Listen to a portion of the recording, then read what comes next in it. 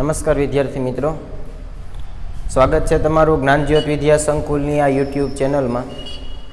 આપણે ધોરણ 10ના વિજ્ઞાન વિષયની અંદર પ્રકરણ 10મું પ્રકાશનું પરાવર્તન અને વક્રીભવન આ પ્રકરણની આપણે વાત કરતા હતા. અને આપણે અત્યાર સુધીમાં શું ભણ્યા એની તમને વાત કરી દઉં કે આપણે પહેલાં તો પ્રકાશ એટલે શું એ સમજ્યા, પ્લસ કે પરાવર્તન કોને કહેવાય, પરાવર્તન કોના દ્વારા થાય, પરાવર્તન કેટલા પ્રકારના હોય, તો એમાં બે પ્રકારના આપણે પરાવર્તન ભણ્યા, એક નિયમિત પરાવર્તન અને બીજું અનિયમિત પરાવર્તન. બરાબર. અને એના નિયમો ભણ્યા. નિયમો ફટાફટ તમને કહી દઉં બંને. પહેલો નિયમ યાદ કરો કે ભાઈ આપાત કિરણ અને પરાવર્તિત કિરણ તેમજ સપાટીને દોરેલો લંબ આ ત્રણેય વસ્તુ એક જ સમતલમાં હોય. અને બીજો એક નિયમ એવો હતો કે આપાત કોણ અને પરાવર્તન કોણ એ બંને સમાન હોય. અને આ નિયમો ખાસ એ અગત્યનું, આ નિયમો બંને પ્રકારના પરાવર્તનને લાગુ પડે. એટલે કે નિયમિત પરાવર્તન હોય તો પણ લાગુ પડે અને અનિયમિત પરાવર્તન હોય તો પણ લાગુ પડે. ત્યારબાદ પછી અરીસાની વાત કરી હતી કે અરીસા કેટલા પ્રકારના હોય, તો કે બે પ્રકારના અરીસા હોય. એક તો સમતલ અરીસો જેનો આપણે દર્પણ તરીકે ઉપયોગ કરીએ રોજિંદા જીવનમાં, પ્લસ બીજું ગોલીય અરીસા. એની અંદર પાછા બે પ્રકાર પડ્યા. કયા કયા? તો કે એક તો અંતર્ગોળ અરીસો અને બહિર્ગોળ અરીસો. અંતર્ગોળ અરીસો કોને કહેવાય? તો કે જેની અંદરની સપાટી વક્રાકાર હોય, પરાવર્તન કરી શકે એવી હોય. બરાબર. જ્યારે બહિર્ગોળ અરીસો કે જેની બહારની સપાટી વક્રાકાર હોય, બહારની બાજુની. બરાબર. તો એને બહિર્ગોળ અરીસો કહેવાય. આવા બે અરીસાની વાત કરી. પ્લસ છેલ્લા વિડીયો લેક્ચરની અંદર આપણે વાત કરી હતી પ્રતિબિંબની. પ્રતિબિંબ બે પ્રકારના હોય. કયા કયા? તો કે એક તો વાસ્તવિક અને બીજું આભાસી. વાસ્તવિક અને આભાસી બંને પ્રકારના પ્રતિબિંબની વાત કરી. કોઈ વસ્તુ રાખો તો એનું સામે પ્રતિબિંબ કેવું મળે? તો કે બે પ્રકારના મળી શકે, કાં તો વાસ્તવિક પ્રતિબિંબ મળે અને કાં તો આભાસી પ્રતિબિંબ મળે. અને આ બંને પ્રકારના પ્રતિબિંબના ગુણધર્મો જોયા હતા. બરાબર. તમને ખબર છે કે આભાસી પ્રતિબિંબ હંમેશા ચતું હોય, એટલે કે મુખ્ય અક્ષની ઉપરની તરફ હોય. જ્યારે વાસ્તવિક પ્રતિબિંબ વિદ્યાર્થી મિત્રો કેવા હોય? તો કે ઉલટા હોય, મુખ્ય અક્ષથી નીચેની તરફ ઉલટા હોય. બરાબર. પ્લસ સાથે સાથે આપણે એવું કીધું હતું કે વાસ્તવિક પ્રતિબિંબ હોય ને તો એ તમે પડદા ઉપર ઝીલી શકો, પડદા ઉપર એને મેળવી શકાય, ઝીલી શકાય. જ્યારે આભાસી પ્રતિબિંબ હોય એને પડદા ઉપર ઝીલી શકાતા નથી, કારણ કે એ આભાસી છે. આભાસી પ્રતિબિંબનો મતલબ જ એ સમજાતા કે ત્યાં ખરેખરથી પ્રતિબિંબ હોય નહીં, પણ આપણને એવો ભાસ થાય કે અહીંયા પ્રતિબિંબ છે. ભાસ થાય આપણને એવું લાગે કે અહીંયા પ્રતિબિંબ બને છે, પ્રતિબિંબ છે, પણ ખરેખરથી નથી. એટલે એને આભાસી પ્રતિબિંબ કહેવાય. આવા બે પ્રકારના પ્રતિબિંબની વાત પણ આપણે કરી.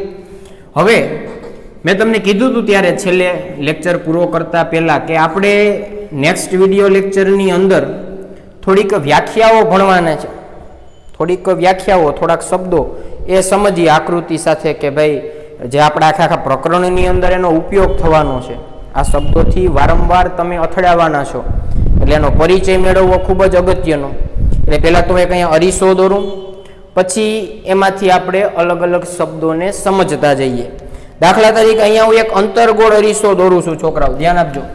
બરાબર. દાખલા તરીકે અહીંયા એક આવો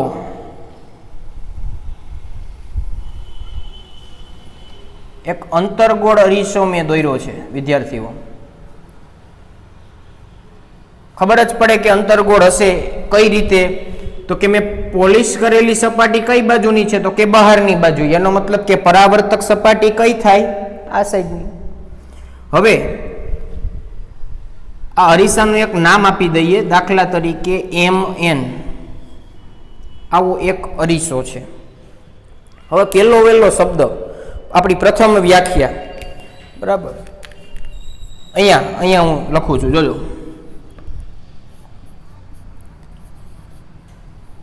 ધ્રુવ પી, ધ્રુવ કોને કહેવાય? અરીસાની અંદર ધ્રુવ કોને કહેવાય? એની સંજ્ઞા પી છે. ધ્રુવ એટલે પોલ, POLE, પોલ. બરાબર. એના ઉપરથી એની પી એવી સંજ્ઞા છે. અને ધ્રુવ કોને કહેવાય? તો કે આપણી સામે વિદ્યાર્થીઓ જે અરીસો હોય, જે કંઈ પણ અરીસો છે એ અરીસાના મધ્યબિંદુને એપ્રોક્સિમેટલી અહીંયા એવું ધારીએ કે અહીંયા ક્યાંક મધ્યબિંદુ હશે તો એને શું કહેવાય? ધ્રુવ પી. બરાબર. તો અહીંયા લખીએ વ્યાખ્યા કે ભાઈ અરીસાના મધ્યબિંદુને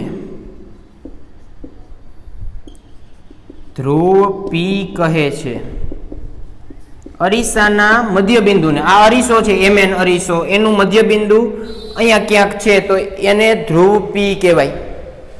બીજી વ્યાખ્યા, બીજો શબ્દ સમજીએ.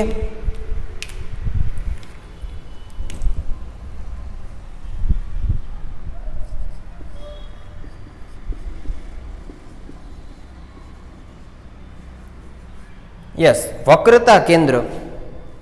કયું કેન્દ્ર? વક્રતા કેન્દ્ર. આ કોને કહેવાય? તો એના માટે તો પહેલા એ સમજવું પડે કે અરીસો કઈ રીતે બનતો હશે.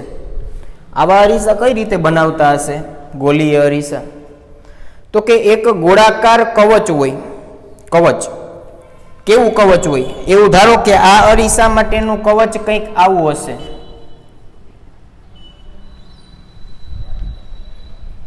આવું એક આખું એવું માનો કે ગોળાકાર કવચ હતું.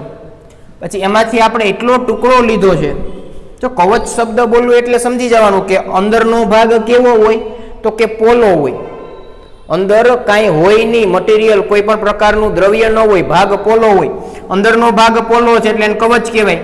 આ કવચમાંથી કોઈ પણ એક સાઈડથી આટલો ટુકડો લીધો છે એટલે ગોલીય અરીસો થઈ ગયો. બરાબર. આ રીતે પછી તો અંતર્ગોળ બહિર્ગોળ કઈ રીતે બનાવો તો તમે જે બાજુ સપાટીને પોલિશ કરો એના ઉપરથી ખબર પડી જાય. હવે આ જે આખે આખું ગોળાકાર કવચ છે, આખે આખું ગોળાકાર કવચ, આ કવચનું મધ્યબિંદુ, કવચનું કેન્દ્ર, તો એવું અહીંયા આપણે આમ આખે આખું આવું કવચ હોય તો એવું લાગે કે અહીંયા ક્યાંક હશે. બરાબર. તો અરીસો જે ગોળાકાર કવચમાંથી બનાવવામાં આવ્યો છે એ ગોળાકાર કવચના કેન્દ્રને વક્રતા કેન્દ્ર સી કહેવાય. ઓકે. હવે આ હું કવચને દૂર કરી દઉં. જો મગજમાં બેઠું કે કઈ રીતે આખે આખો જે કવચ છે કે જેમાંથી અરીસો બનાવવામાં આવ્યો એ કવચના કેન્દ્રને કહેવાય વક્રતા કેન્દ્ર સી. આ થઈ ગયું વક્રતા કેન્દ્ર સી. ઓકે. તો અહીંયા લખીએ આપણે કે કોને કહેવાય વક્રતા કેન્દ્ર. કે અરીસો જે ગોળાકાર કવચમાંથી બનાવેલ હોય, અરીસો જે ગોળાકાર કવચમાંથી બનાવેલો હોય તે કવચના કેન્દ્રને, તે ગોળાકાર કવચના કેન્દ્રને અરીસાનું વક્રતા કેન્દ્ર, એની સંજ્ઞા છે સી, વક્રતા કેન્દ્ર કહે છે. તો વક્રતા કેન્દ્રની વ્યાખ્યા હાવ એટલે હાવ કેવા છે જુઓ તમે, આમ બહુ જ સરળ છે. બરાબર. તો વક્રતા કેન્દ્ર સી એની વાત કરી. ત્યારબાદ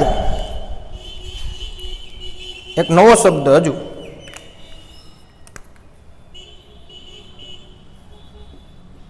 વક્રતા ત્રિજ્યા. વક્રતા ત્રિજ્યા તો આના જેવું જ છે. વક્રતા કેન્દ્રની જેમ વ્યાખ્યા આપણે જોઈ એવી રીતે જ કે અરીસો જે કવચમાંથી બનાવવામાં આવ્યો છે એ કવચની ત્રિજ્યા એટલે અરીસાની વક્રતા ત્રિજ્યા. હવે તમે વિચારો, કવચનું કેન્દ્ર કોણ છે? તો કે સી. તો સી થી અરીસા સુધીનું તમે કોઈ પણ અંતર લઈ લ્યો. એટલે દાખલા તરીકે તમે વિચારો કે જો આવું કંઈક વર્તુળ હોય, બરાબર, આ એનું કેન્દ્ર આપણને ખબર છે કે અહીંયા કેન્દ્ર છે, તો પછી તમે ગમે ત્યાંથી ત્રિજ્યા દોરી શકો. આને પણ ત્રિજ્યા કહેવાય, આને પણ ત્રિજ્યા કહેવાય, આને પણ ત્રિજ્યા કહેવાય, બરાબર. તો આ વક્રતા કેન્દ્ર જ છે આખે આખા કવચનું કેન્દ્ર, અને ત્યાંથી તમે ગમે ત્યાં દોરી શકો એની ત્રિજ્યા. હું અહીંયા દોરું છું, જોજો.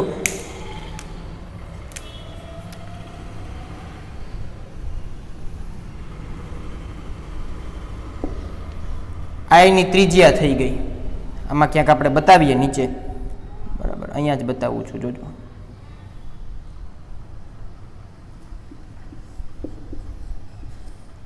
ત્રિજ્યા આર, બરાબર. તો હવે આપણે લખીએ, જુઓ કે વક્રતા ત્રિજ્યા કોને કહેવાય?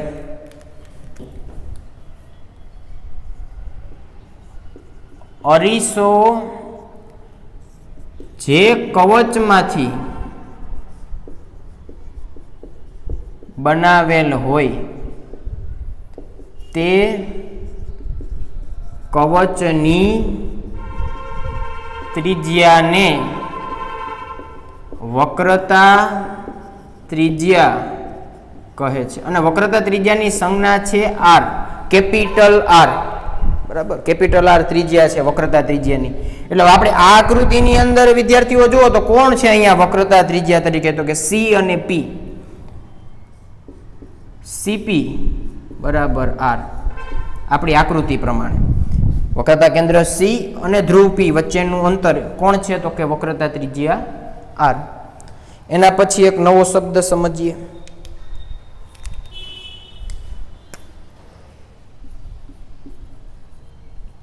મુખ્ય કેન્દ્ર, અને કેપિટલ એફ વડે બતાવાય. આ બહુ જ અગત્યનો શબ્દ છે અને સમજવા જેવો છે, કારણ કે આની અંદર તમે આપાત કિરણો કરો છો અને એનું પ્રતિબિંબ કઈ રીતે મળે એના ઉપરથી આ વ્યાખ્યાયિત થશે, બરાબર. એટલે મુખ્ય કેન્દ્ર એફ વિશે જોતા પહેલા અહીંયા આવો આકૃતિમાં, એટલે આકૃતિમાં આપણે સમજીએ કે ભાઈ કઈ રીતે મુખ્ય કેન્દ્ર એફને વ્યાખ્યાયિત કરવું, બરાબર. દાખલા તરીકે કોઈ વસ્તુ અનંત અંતરે છે, આ અરીસો છે, અરીસાથી અનંત અંતરે, એ અંતર કોઈથી માપી ના શકાય. અનંત અંતર એવો શબ્દ જ કહી દીધો.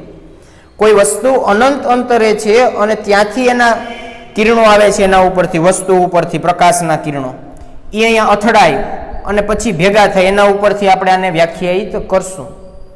પણ એક વસ્તુ અહીંયા યાદ રાખવાની છે. કઈ? તો અહીંયા હું લખું છું, જોજો. અનંત અંતરે થી આવતા પ્રકાશના કિરણો એકબીજાને સમાંતર હોય છે. હવે આપણને એવું થાય કે આવું કેમ? કિરણો આવા એકબીજાને સમાંતર હોય, અનંત અંતરે વસ્તુ હોય ત્યારે, અનંત અંતરેથી આવતા પ્રકાશના કિરણો, આવું શું કામ થયું? સમજીએ, જુઓ. અહીંયા આવજો. આ દાખલા તરીકે સૂર્ય છે, બરાબર. ગોળ જ બતાવ્યું દઉં, તમને એમ થાય કે સાહેબે અડધો જ બતાવ્યો સૂર્ય. આખે આખો સૂર્ય છે, સન છે, બહુ જ દૂર છે આપણાથી, અનંત અંતરે એવું કહી શકાય, બહુ જ દૂર છે. આમાંથી આવતા પ્રકાશના કિરણોને આપણે સમજીએ અને દોરીએ એટલે આપણને આઈડિયા આવે કે ખરેખરથી કઈ રીતે સમાંતર હોય. તો સૂર્યના તો પ્રત્યેક બિંદુ, પ્રત્યેક જગ્યાએથી પ્રકાશના કિરણો આવતા હોય, ઉર્જાના કિરણો આવતા હોય. તો દાખલા તરીકે અહીંથી કોઈ કિરણ આવ્યું, આ રીતે આવ્યું, અહીંથી કોઈ કિરણ આવ્યું, આ રીતે આવ્યું, અહીંથી કોઈ કિરણ આવ્યું, આ રીતે આવ્યું, અહીંથી કોઈ કિરણ આવ્યું, આ રીતે આવ્યું. જો કિરણો તો ઘણા બધા હોય સૂર્યમાંથી નીકળતા, છોકરાઓ સૂર્યમાંથી તો કિરણો ઘણા બધા નીકળે, પણ અહીંયા આપણે નમૂના પૂરતા થોડાક બતાડીએ, બરાબર, કે ભાઈ આપણે તો સમજવું છે કે સમાંતર કઈ રીતે થાય એ સમજવું છે. આ તો હજી બહુ જ ટૂંકો ભાગ છે. અહીંયા સૂર્ય છે ને મેં આટલે સુધી જ કિરણો બતાવ્યા. તમને ખબર છે કિરણો તો છેક પૃથ્વી સુધી આવે છે સૂર્યના, એટલે તમે સમજી શકશો હવે કે અહીંયા જે અસમાનતા છે એના કરતા તમે અહીંયા જુઓ તો આ મેં બોક્સ કર્યું કિરણોનું, અહીંયા આ ભાગમાં રહેલા જેટલા પણ કિરણો છે, આ કિરણ હોય, આ કિરણ, આ તમને આમ એટલીસ્ટ એવું લાગે કે એકબીજાને સમાંતર થઈ ગયા. અહીંથી તો જો ખૂબ જ નજીકથી નીકળતા હતા, પણ જેમ અંતર વધતું ગયું સૂર્યથી, તેમનું અંતર વધતું ગયું, સૂર્યથી દૂર જતા ગયા, તેમ તે એટલીસ્ટ એકબીજાને આમ સમાંતર થતા જાય છે. આટલી આકૃતિમાં આપણને આટલી ખબર પડી ગઈ. હવે તો વિચારો સૂર્યથી છેક પૃથ્વીની સપાટી સુધી આવે, અનંત અંતર કાપીને આવે, એટલે તમે સમજી શકો કે કિરણો કેવા હશે, એકબીજાને સમાંતર હશે. આઈડિયા આવ્યો? એટલે એવું મેં કીધું તમને કે અનંત અંતરેથી આવતા પ્રકાશના કિરણો એકબીજાને સમાંતર હોય છે. હવે અહીંયા આકૃતિમાં આવો પાછા, કે જ્યારે વસ્તુ અનંત અંતરે હોય અને એના આવા સમાંતર પ્રકાશના કિરણો આવ્યા, અહીંયા અરીસા સાથે અથડાણા, આપાત થયા અરીસા ઉપર, પરાવર્તન પામી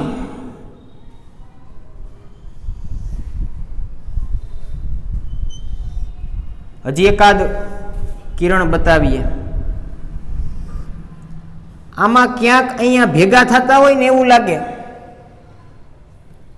સમાંતર કિરણો આ આપાત થયેલા કિરણો છે, અને અહીંથી પાછા એ લોકોએ શું થયું તો કે એનું પરાવર્તન થયું, અરીસો હતો એટલે ભટકાઈને પાછા આવ્યા. એ પરાવર્તિત થયેલા કિરણો અહીંયા ક્યાંક કેન્દ્રિત થતા હોય, ભેગા થતા હોય, એકબીજાને અડતા હોય એવી જગ્યા, તેને કહેવાય મુખ્ય કેન્દ્ર એફ. આ જગ્યાને કહેવાય મુખ્ય કેન્દ્ર એફ. આને વ્યાખ્યાયિત આપણે કઈ રીતે કર્યું તો કે પરાવર્તિત કિરણો જે આવતા હતા એના ઉપરથી આપણે આને વ્યાખ્યાયિત કર્યું. આમાં પાછા બે કિસ્સા આવશે.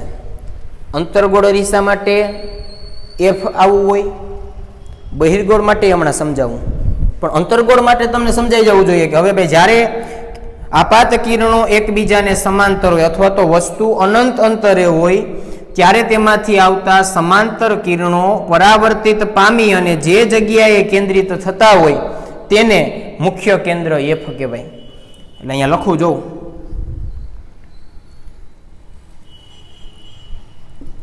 જ્યારે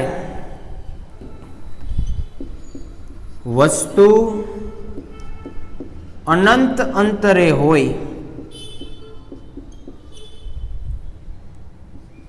ત્યારે તેમાંથી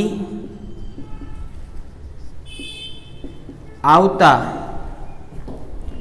સમાંતર, જો હવે મેં કહી જ દીધું સમાંતર, અનંત અંતરે વસ્તુ છે એટલે એમાંથી સમાંતર પ્રકાશના કિરણો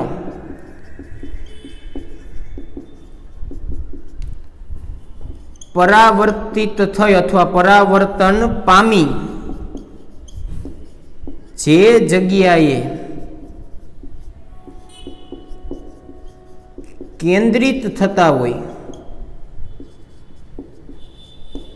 તેને મુખ્ય કેન્દ્ર એફ કહે છે. જે જગ્યાએ કેન્દ્રિત થતા હોય પરાવર્તન પામીને તેને મુખ્ય કેન્દ્ર એફ કહેવાય. આકૃતિમાં તમે જોઈ શકો છો. હવે બહિર્ગોળ અરીસાના કિસ્સામાં આપણે વાત કરીએ. અહીંયા જોજો,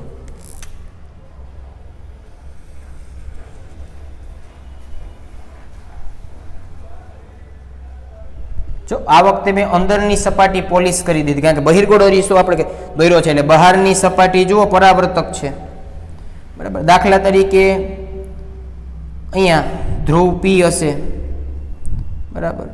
પછી આનું વક્રતા કેન્દ્ર સી જુઓ, આ સાઈડ નહીં હોય, સમજો. કારણ કે કવચ કઈ રીતે હશે તો કે આવું કંઈક કવચ હશે, એમાંથી બન્યું હોય ને આ અરીસો, એટલે આમાં ક્યાંક એનું વક્રતા કેન્દ્ર સી હોય, બરાબર. તો આને મેં જોડી દીધા, હાલો ઓકે.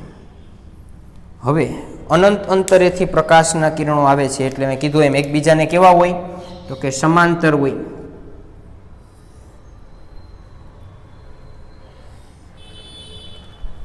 આવા એકબીજાને સમાંતર અનંત અંતરેથી આવતા પ્રકાશના કિરણો બહિર્ગોળ અરીસા ઉપર આપાત થયા. હવે આનું પરાવર્તન પામી અને પરાવર્તિત કિરણો આ રીતે ગયા. હવે તમે વિચારો કે આ કિરણોની બધાની દિશા જુદી જુદી છે, આ એકબીજાને સમાંતર નથી કે આમ ક્યાંય ભેગા થતા હોય એવું નથી લાગતું, બધા ફેલાય છે, વિખેરાઈ જાય છે. તો આ કિરણો ક્યારેય અનંત અંતરે જઈને પણ કેન્દ્રિત ન થાય, એક જગ્યાએ ભેગા ન થાય, જેવા અહીંયા થતા હતા. પરાવર્તિત કિરણો ભેગા થતા હતા, કેન્દ્રિત થતા હતા, એવું અહીંયા ક્યારેય ન થાય. તો અહીંયા એફ કઈ રીતે નક્કી કરવું તો કે જે પરાવર્તિત કિરણો છે એને પાછળની તરફ લંબાવો. જો આ રીતે અહીંયા હું લંબાવું છું પાછળની તરફ, આ કિરણ આમ ગયું પરાવર્તન પામીને, આ કિરણ આમ ગયું, આ કિરણ આ દિશામાં ગયું, એને પાછળની તરફ લંબાવ્યું. તો અહીંયા ક્યાંક ભેગા થતા હોય ને એવો ભાસ થાય આપણને અહીંયા. તો આને કહેવાય વિકેન્દ્રિત. એક જગ્યાએ ભેગા થતા હતા એને કેન્દ્રિત કીધું હતું, આ બધા ફેલાણા એટલે અહીંયા વિકેન્દ્રિત થયા એવું કહેવાય. અને એ કઈ જગ્યાએ તો કે અહીંયા. તો આવા બહિર્ગોળ અરીસા માટેનું મુખ્ય કેન્દ્ર એફ અહીંયા થશે, બરાબર. તો હવે આને આ વ્યાખ્યામાં જ મારે કેવું હોય તો કે જુઓ, જ્યારે વસ્તુ અનંત અંતરે હોય ત્યારે તેમાંથી આવતા સમાંતર પ્રકાશના કિરણો પરાવર્તન પામી, એટલે પરાવર્તન થયું, સમાંતર કિરણો એવા બંને બાજુ તો કોમન જ છે બંને અરીસામાં, પરાવર્તન પામી જે જગ્યાએ કેન્દ્રિત, તો અંતર્ગોળ અરીસામાં કેન્દ્રિત થતા હતા. હવે સુધારો છું અહીં જોજો, કેન્દ્રિત કે વિકેન્દ્રિત.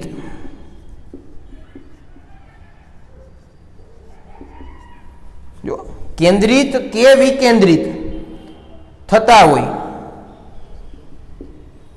તેને મુખ્ય કેન્દ્ર એફ કહેવાય. અંતર્ગોળ અરીસો હોય ત્યાં કેન્દ્રિત થતા હશે, જ્યારે બહિર્ગોળ હોય તો અહીંયા વિકેન્દ્રિત થાય.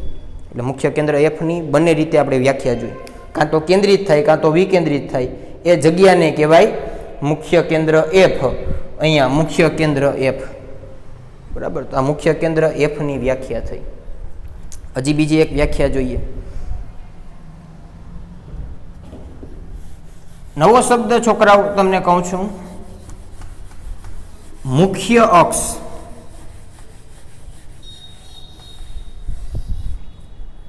મુખ્ય અક્ષ એવો શબ્દ છે.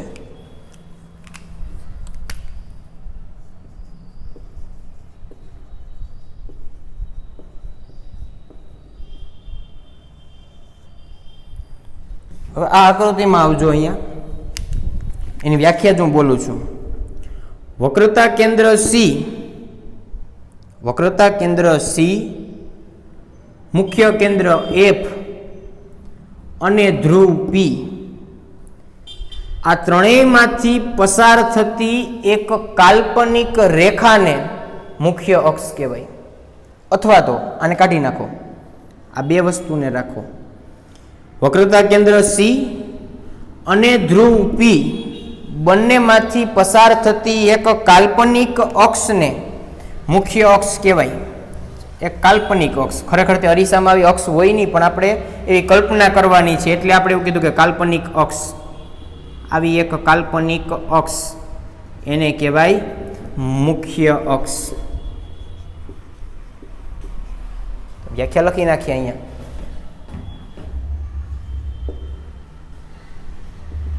વક્રતા કેન્દ્ર સી અને ધ્રુવ પી માંથી પસાર થતી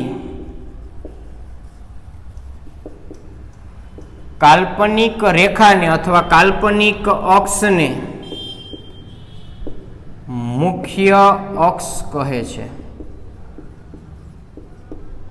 આ મુખ્ય અક્ષની વ્યાખ્યા થઈ.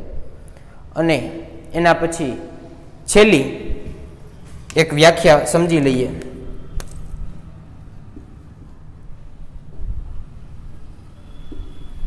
કેન્દ્ર લંબાઈ, આની સંજ્ઞા છે સ્મોલ એફ. તો સાવ સરળ છે. અહીંયા જોજો, ધ્રુવ પી અને મુખ્ય કેન્દ્ર એફ એ બંને વચ્ચેના અંતરને કહેવાય કેન્દ્ર લંબાઈ સ્મોલ એફ. અહીંયા બતાવું, જોજો. આ એફ, આ પી, બંને વચ્ચેના અંતરને કહેવાય કેન્દ્ર લંબાઈ સ્મોલ એફ. બરાબર. તો અહીંયા લખી નાખીએ કે ભાઈ ધ્રુવ પી અને મુખ્ય કેન્દ્ર એફ વચ્ચેના અંતરને કેન્દ્ર લંબાઈ સ્મોલ એફ કહે છે. આપણા અગત્યની અને જેટલી ઉપયોગ છે એટલી વ્યાખ્યા અહીંયા પૂરી થઈ ગઈ. પણ એક શબ્દ અહીંયા આપ્યો છે એટલે હું તમને અહીંયા સમજાવી દઉં. અને વ્યાખ્યા કેવી હોય તો એને કહી શકાય છેલ્લી વ્યાખ્યા સાવ, એ છે દર્પણમુખ. એક જ લીટીની વ્યાખ્યા છે વિદ્યાર્થીઓ, દર્પણમુખ. જો આ એવી વ્યાખ્યા અને એવો શબ્દ છે કે જો અત્યારે ન સમજાય અને પાયાની વસ્તુ છે, અત્યારે કદાચ ને એવું લાગે કે ન સમજાણું અને વયું ગયું, તો આગળ જતાં પછી ક્યારેય નહીં સમજાય. બહુ પાયાની વસ્તુ છે દર્પણમુખ, અને બહુ વ્યવસ્થિત સમજજો અને યાદ રાખજો. આની વ્યાખ્યા હું લખી નાખું એટલે તમને આઈડિયા આવે કે ખરેખરથી કઈ રીતે સમજાય એવી નથી. બરાબર. જોજો,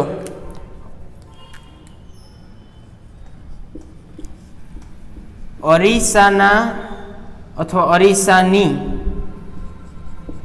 ધારના વ્યાસને અરીસાનું દર્પણમુખ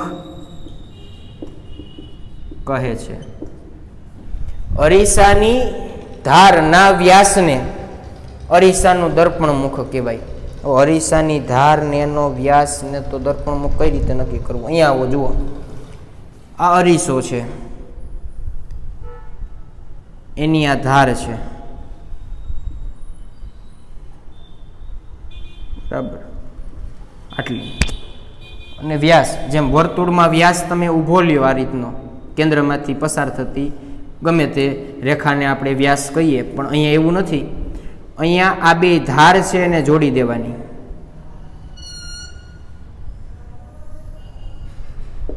આ થઈ ગયું તમારું દર્પણમુખ. બરાબર. તો રેખાખંડ એમએન, જો એકલું એમએન બોલીએ તો એવું થાય કે અરીસાનું અંતર આખું. આ રેખાખંડ એમએન